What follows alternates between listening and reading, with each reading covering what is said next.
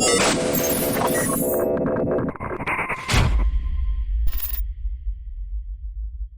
welcome back, folks. So today we're going to take a different approach. So we're not just going to talk about distinct count, which is really the topic of the day, but we're also going to talk about a dashboard that I recently just made that I will show you over the next few videos on how to construct it from the ground up. And just as a note, any DAX I show you is going to be a building block into the next video, and it's all going to tie in to the dashboard that I'm showing you right now. So just as a sneak peek, let's see what it looks like. All right, so first up, we're going to have our main operators, which are going to be the brigade, battalion, and company slicers.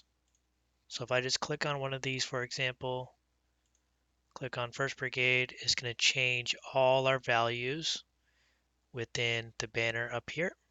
It's going to show you how much are authorized, assigned, available, percentages, absence, and then average days of absence as well. We have date band slicers, we have workflow, description, name, and reason description slicers as well. We have different reports that we can select as well that show us different data points. We can also see the by name list. We can clear everything out just so we can reset to the default state. We also have cards that are going to show us key data points. And then my most favorite is going to be the info card.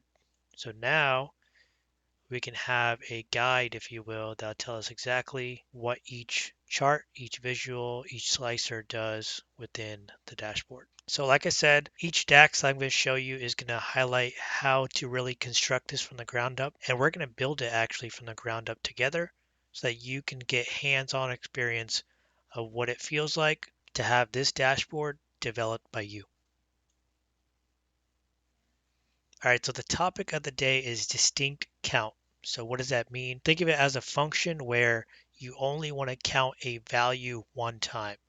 So if you have an employee ID, which is a use case for this one, we're going to count the employee ID within Absence Analytics only one time. Because what if, for instance, a member has an absence request in the system? One is not active, two are pending, one is approved. Now we don't want to see pending or not active if we're looking at a KPI that'll show us who's currently on that absence. So those are going to be incorrect values that we would display, right? So we want to only show based upon a distinct count that employee ID and then also couple that with other data points as well. And I'll show you exactly what that looks like. But once again, distinct count is just going to be counting a record one time.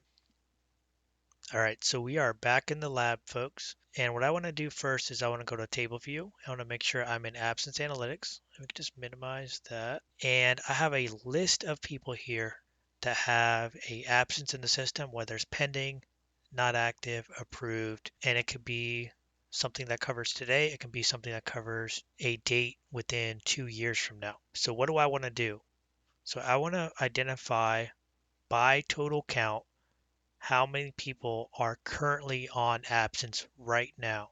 So today being 30 September, so I want to see between these two dates of beginning and end date, who is currently on absence. So if I could just scroll through these, just looking at these manually, right? I can see a few of them are future dates, so I don't want to count those. And then I only want to count each member one time because they're only going to be on a single absence one at a time, right? So we're not double counting individuals. And if we did double count, what that causes is misreporting, errors in accuracy when it comes to personnel within your formation, on the ground, etc. Right? So more than one problem there. So just off the bat, I know that I'm going to have to do a calculate DAX. I'm going to have to do a distinct count because I want to count individuals. And then I probably want to incorporate some sort of date function in there as well, and then a coalesce to wrap it around, just so there's no blank values that kind of show up if I'm slicing too deep. And then lastly, I'm also going to look at the workflow status. So A being approved. So now we're going to click on our absence analytics measures. We're going to create a new measure, and we are going to call this on absence equals, and we're going to open this with coalesce.